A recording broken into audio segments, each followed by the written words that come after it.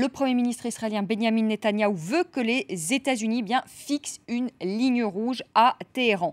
Faut-il intervenir en Iran? Où en est le programme nucléaire iranien? On en parle ce soir avec nos invités, avec Thierry Coville qui est chercheur à l'IRIS, spécialiste de l'Iran, professeur à Novansia, avec Pierre Conessa qui est ancien haut fonctionnaire au ministère de la Défense. En duplex de Washington, nous sommes avec Patrick Clauson qui est directeur de recherche au Washington Institute for Near East Policy. Et puis en duplex de Tel Aviv, Avi Pazner, qui est le porte-parole du gouvernement israélien. Avant de reprendre ce débat, on va écouter, si vous le voulez bien, le directeur général de l'AIEA, l'Agence internationale de l'énergie atomique. C'était hier à Vienne sur le programme nucléaire iranien. Sans le plein engagement de l'Iran, nous ne pourrons pas avancer sur les questions en suspens, notamment celle de la dimension militaire éventuelle du programme nucléaire iranien. L'Iran doit répondre à nos préoccupations de fond dans les meilleurs délais. Nous devons arrêter de tourner en rond. Patrick Clauson, j'aurais votre point de vue avant de reprendre ce débat. Est-ce qu'il faut intervenir, selon vous, en Iran? Le grand peur ici à Washington, c'est que notre politique serait assez trop tôt pour attaquer, trop tôt ou trop tard. Et c'est la raison pour laquelle les États-Unis, aussi la France, ont soutenu les résolutions du Conseil de sécurité de l'ONU qui a ordonné, qui a insisté que l'Iran suspend beaucoup de ses activités nucléaires jusqu'à ce que l'Iran puisse rétablir la confiance internationale dans ses intentions complètement non militaires. Et jusqu'à ce moment, l'Iran a insisté qu'il peut ignorer ce que le Conseil de sécurité ordonne. Et ça, c'est un grand problème. Et moi, je suis un peu surpris que vos invités français ne parlent pas de la politique française qui a insisté que l'Iran devrait suspendre ses activités avec ses centrifugeuses d'enrichir l'uranium. Et ça, c'est notre préoccupation ici, qu'on peut avoir des négociations qui peuvent arriver à ce que le Conseil de sécurité a insisté. Alors, cela devrait être la décision de la communauté des nations dans l'ONU, dans le Conseil de sécurité de l'ONU, qui devrait établir la politique qu'on devrait suivre dans cette situation. Et c'était le Conseil de sécurité qui a insisté que l'Iran devrait suspendre l'enrichissement et aussi des autres activités comme le programme des missiles. Oui, mais alors là, vous parlez justement du Conseil, je vais vous donner la parole si vous voulez répondre, Thierry Coville, mais du Conseil de sécurité des Nations Unies, en tout cas concernant une intervention, une frappe sur l'Iran. On imagine mal ce Conseil de sécurité se mettre d'accord et notamment avoir l'aval de la Russie, Thierry Coville. Oui, tout à fait. C'est que, si vous voulez, dans cette affaire, il y a toujours le même narratif qui nous est raconté. C'est l'Iran le méchant qui ne veut pas négocier. Je vais rappeler simplement deux faits. Et d'ailleurs, je pense que nos invités les confirmeront, c'est des faits. Juste après l'invasion de l'Irak par les États-Unis, le gouvernement iranien a envoyé un fax à l'ambassade de Suisse chargé de remettre ce fax au gouvernement américain qui disait on est prêt à négocier sur tout. Parce qu'ils avaient peur, je suppose, à cette époque. Nous, le nucléaire, la Palestine, le Liban, l'Irak, etc., dans un geste, on peut qualifier quand même de pas trop intelligent, le gouvernement américain a négligé ce fax en disant, voilà, ils ont peur, ne négocions pas. Quelque part, on en est aujourd'hui. Deuxième point, en mai 2010, sur un texte initié par les États-Unis, le Brésil et la Turquie ont obtenu un accord avec l'Iran. Quelle a été la réponse de la communauté internationale? On a mis plus de sanctions. Donc, si vous voulez, moi, franchement, je connais un peu l'Iran, je sais que le régime iranien... mon propos ici n'est pas dire que c'est des gentils. D'ailleurs, quel est l'État qui est gentil? Il n'y a pas d'État à des intérêts, comme l'a dit un grand homme politique. Mais je veux dire, le narratif que c'est toujours l'Iran qui ne veut pas négocier et toujours mettre plus de sanctions, plus de pression, on arrive à un résultat. On ne fait que durcir la situation. Et même quand ils veulent négocier, on ne veut pas. Donc, qu'est-ce qu'on cherche véritablement? Moi, je pose la question. Avi Pazner, qu'est-ce qu'on cherche véritablement? Thierry Coville est revenu en effet sur cette initiative du Brésil, de la Turquie, qui a été un échec alors qu'ils étaient parvenus à négocier avec Téhéran. Pourquoi les Occidentaux, pourquoi Israël n'a pas saisi cette chance à ce moment-là? Ce n'est pas les Occidentaux, Israël, qui n'ont pas saisi cette chance. c'est tout simplement, c'était encore une des, disons, fourberies du régime iranien qui a négocié avec le Brésil et la Turquie, et puis qui, quelques jours après, a dénoncé ces négociations. Je crois qu'on ne prend pas assez au sérieux la nature de ce régime, et je regrette que je dois, encore une fois, vous dire qu'il me semble qu'on ne prend pas au sérieux les menaces proférées contre Israël. Je n'ai pas entendu d'explication de la part de vos intervenants pourquoi ces menaces sont-elles proférées alors que l'Iran, clairement, a d'autres problèmes. Quelle est cette hantise de l'Iran de s'occuper sans fin d'Israël, de l'histoire des Juifs en Europe? Pourquoi est-ce que l'Iran a organisé, il y a 3 ou 4 ans, une conférence mondiale du négationnisme sur la Shoah? Pourquoi est-ce que l'Iran a créé un concours de caricatures sur la Shoah? Pourquoi n'a-t-on pas pris au sérieux les déclarations d'Adolf Hitler, par exemple, en 1938? Et quel prix a dû payer l'Europe pour ça? Alors, je vais poser la question à Pierre Conessa. Non, on va poser la question à Pierre Conessa. De considérer un moment.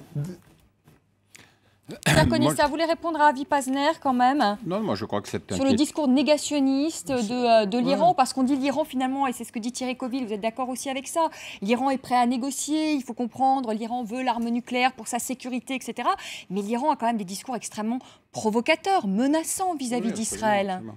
Non, moi j'adhère complètement à l'analyse qu'a fait Avi Pazner, parce que c'est vrai que toutes ces conférences sur le négationnisme, sur la négation de la Shoah sont totalement inadmissibles. Et d'ailleurs, la communauté internationale et la France en particulier avaient rompu toute relation, notamment d'échanges, de discussions avec les Iraniens par l'intermédiaire des think tanks, l'IRIS et autres. Bon. Cela dit, qu'un gouvernement, qu'il soit démocratique ou dictatorial, utilise la pression extérieure pour se sortir de ses difficultés intérieures, c'est pas M. Netanyahou qui doit donner des leçons en la matière. Je veux dire, à chaque fois qu'il a des difficultés, il sort une menace de frappe contre l'Iran. Donc, s'il vous plaît, que Ahmadinejad utilise la même chose, me paraît une technique assez classique de gestion des problèmes de politique intérieure. Et Dieu sait qu'ils sont nombreux en Iran pour effectivement ressouder la communauté nationale et dire, regardez, nous avons un ennemi. Bon. Cela dit, on a quand même aujourd'hui deux choses qui sont totalement différentes. C'est qu'on a un État nucléaire qui s'appelle Israël, qui est non signataire du TNP, qui menace un État signataire du TNP qu'on accuse de ne pas respecter ses dispositions d'engagement juridique, d'une frappe. Donc on est quand même dans une situation qui est quand même assez paradoxale. Si la communauté internationale doit prendre une initiative, c'est probablement de proposer une zone dénucléarisée au Proche-Orient. Là, je me retourne vers notre interlocuteur américain. Pourquoi ne pas faire une telle initiative? À ce moment-là, on mettrait les Iraniens devant une difficulté sérieuse. Patrick Clausson voulait peut-être répondre à Pierre Conessa. Pourquoi ne pas créer une zone dénucléarisée justement au Moyen-Orient? C'est les mêmes raisons pour lesquelles la France ne veut pas dénoncer les armes nucléaires. Cela veut dire que les États-Unis, la France, le Royaume-Uni, et la Chine et la Russie ont des armes nucléaires. Alors, il y a des États dans le monde qui ont des armes nucléaires. Et nous voulions avancer jusqu'à le moment où on peut voir l'abolition totale des armes nucléaires. Mais on n'est pas à ce moment arrivé à ce bout. Mais on devrait respecter des organisations et des principes internationaux qu'on a établis. Cela veut dire que le Conseil de sécurité de l'ONU a ordonné à l'Iran à faire quelque chose. Et moi, je ne pense pas que l'Iran devrait avoir le droit de négocier si l'Iran va respecter ses obligations internationales ou non. Alors, c'est une obligation internationale. Ce n'est pas un choix qu'Iran a de respecter ses obligations internationales ou de les ignorer. L'Iran devrait les respecter. Et c'est le Conseil de sécurité qui a dit qu'on n'a pas de confiance dans les intentions pacifiques du programme nucléaire iranien. Et c'est pour cette raison que la France a 7 fois voté pour des résolutions qui ordonnent à l'Iran de suspendre l'enrichissement de l'uranium. Et je pense que ça devrait être quelque chose que la France devrait continuer à soutenir. Cela veut dire les résolutions du Conseil de sécurité de l'ONU. Thierry Coville. Oui, je voulais simplement dire qu'il est vrai tout à fait que les déclarations d'Ahmadinejad étaient insupportables, mais il est faux de présenter le régime iranien comme uni sur la question. Ahmadinejad a été critiqué en direct, et je ne sais pas si dans beaucoup de pays au Moyen-Orient où ce serait comme ça, lors de la campagne présidentielle, pour ces déclarations qui ont été jugées excessives, malhabiles, et qui ont plutôt renforcé Israël, qui est effectivement l'ennemi de l'Iran, donc par Karoubi, qui était un candidat malheureux à la présidentielle. Qui est maintenant en résidence surveillée, etc. Donc, croyez-moi, dans la presse iranienne, tous les jours, les déclarations irraisonnées, malhabiles de Ahmadinejad, ça a fait les choux gras de la presse iranienne. Donc, il a été fortement critiqué aussi en Iran pour ces déclarations. Deuxième point, je suis surpris qu'on ne fasse pas un bilan de cette politique de pression sur l'Iran. Moi, je pense que cette politique de pression sur l'Iran a toujours dit on va mettre plus de sanctions, on va les menacer, etc. On va assassiner des scientifiques iraniens, on va les attaquer informatiques, ça va les faire plier. Au contraire, quand on connaît l'Iran, on joue sur le nationalisme iranien. Et croyez-moi, le dossier nucléaire iranien, c'est un des rares dossiers où le gouvernement iranien peut regarder sa population dans les yeux. Thierry Kovic, si vous me permettez, en 2008, lorsque Barack Obama est arrivé à la Maison-Blanche, il a tendu quand même la main à l'Iran. Il y a quand même une politique de main tendue. Et cette politique de main tendue, elle n'a pas fonctionné quand même. Même aujourd'hui, on critique, dans le camp républicain, on critique Barack Obama aux États-Unis en disant qu'il n'a pas été suffisamment ferme avec l'Iran. Si vous appelez dire bonne année en perçant une politique de main tendue, moi je veux bien. Je veux dire, une politique de main tendue, ça aurait été vraiment négocier avec l'Iran. Ça n'a pas été fait. C'est vraiment du marketing. Et d'autre part, comme l'a dit Pierre, on se met maintenant du côté des Iraniens. On apprend que dans le même temps, Barack Obama donnait un accord pour continuer les programmes d'attaque informatique contre l'Iran. Et maintenant, on nous dit qu'il prenait une politique de main tendue. Vous voyez, vous mettez-vous à la place des Iraniens. Ils disent, il y a une certaine duplicité de la part du gouvernement américain. Donc moi, je crois qu'il ne faut pas prendre trop au sérieux cette politique de main tendue. Alors justement, Avi Pazner, moi j'ai une question à vous poser. Est-ce que vous avez été déçu, parce qu'on arrive bientôt à cette élection présidentielle américaine le 6 novembre, est-ce que vous avez été déçu par Barack Obama ? Non, on n'a pas été déçu par Barack Obama. Barack Obama, comme tous les présidents américains avant lui, est un ami de l'État d'Israël. Barack Obama voit exactement le danger que représente un Iran nucléaire. Il est très possible, évidemment, que pour des raisons électorales, il ne croit pas que c'est maintenant le bon moment d'aller à l'action. C'est possible. C'est possible qu'il y ait des divergences de vues, non pas sur la stratégie avec l'Iran, c'est-à-dire éviter que l'Iran ne devienne nucléaire, mais il y a certainement maintenant des divergences de vues, comment s'y prendre. Et quand on connaît un peu comment fonctionnent les démocraties, on peut bien comprendre qu'un président américain en pleine campagne électorale ait des idées qui ne soient pas exactement celles d'un premier ministre israélien. Mais cela ne doit pas nous faire oublier que les États-Unis et Israël ont un objectif commun, et cet objectif est d'éviter que l'Iran ne devienne une puissance nucléaire au Moyen-Orient. Patrick Lawson, je me tourne vers vous à Washington. Si Barack Obama est élu le 6 novembre, est-ce que vous pensez qu'il aura un discours plus ferme à l'égard de Téhéran? Et si c'est Mitt Romney qui est élu, est-ce que vous pensez que le républicain, eh bien lui, en tout cas, il a été beaucoup plus ferme vis-à-vis de l'Iran, pourrait soutenir Israël dans une intervention contre Téhéran? Pour M. Obama, ça fait maintenant 30 ans qu'il s'occupe de la prolifération nucléaire. Alors, la prolifération, c'est vraiment la préoccupation principale dans la politique étrangère de M. Obama. Alors, c'est pour cette raison, je doute qu'on va voir une souplesse envers l'Iran, parce que pour M. Obama, c'est plutôt une question de la prolifération nucléaire que la sécurité de l'Israël.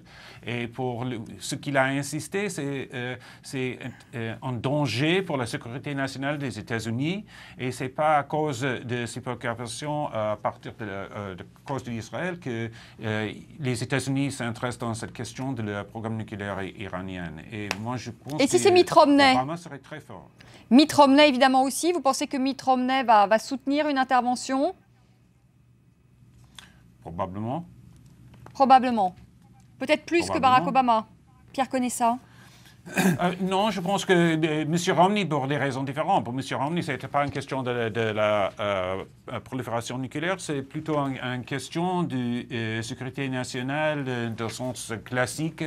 Alors, il y a deux approches différentes, mais on arrive au même résultat. Cela veut dire qu'aussi Obama et aussi Romney probablement soutenira une attaque si c'est nécessaire, si on n'a pas une réussite dans les négociations. Pierre Conessa. Oui, je voudrais revenir une minute sur le propos qu'a tenu notre ami américain sur le respect des résolutions du Conseil de sécurité. La dernière grande puissance qui a marché sur la tête du Conseil de sécurité, ce sont les États-Unis pour l'invasion de l'Irak, qui a fait 100 000 morts en Irak. C'est quand même dramatique. Ça fait que 3 000 morts américains, mais ça fait 100 000 morts en Irak. Bon. Vous êtes dans la position d'un Iranien et vous dites, c'est ce Conseil de sécurité-là dont il faut que je respecte les décisions.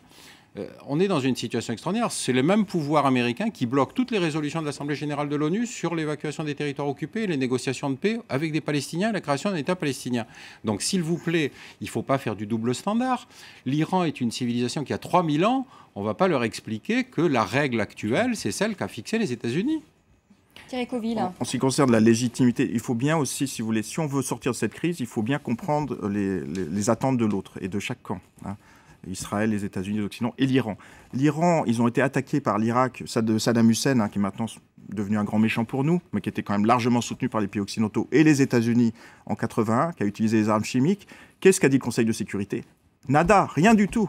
Rien du tout. Et c'est maintenant. Donc, et d'ailleurs, s'ils ont en partie décidé d'aller vers une militarisation de leur programme nucléaire qu'ils avaient arrêté, c'est parce qu'ils ont le sentiment qu'ils étaient seuls. Donc il faut bien réfléchir à l'histoire avant de s'engager dans des actions inconsidérées. Voilà, et puis réfléchir aussi aux conséquences régionales. Malheureusement, on n'a pas eu le temps, tellement l'occasion d'en parler ce soir avec le Hamas, le Hezbollah aussi dans la région. Ça a aussi des conséquences régionales si demain il y a une intervention contre l'Iran. La fragilisation de tous les printemps arabes. Tous les printemps arabes. Et la fragilisation de tous les printemps arabes. Merci beaucoup Avi Pazner d'avoir été avec nous en direct de Jérusalem, de Tel Aviv, je vais y arriver. Merci beaucoup également à Patrick Clausson qui était avec nous en direct de Washington. Merci à Thierry Coville et à Pierre Conessa. Merci à vous de nous avoir suivis. Très belle soirée. Je vous retrouve demain, 19h10, pour un nouveau débat sur France 24. À demain.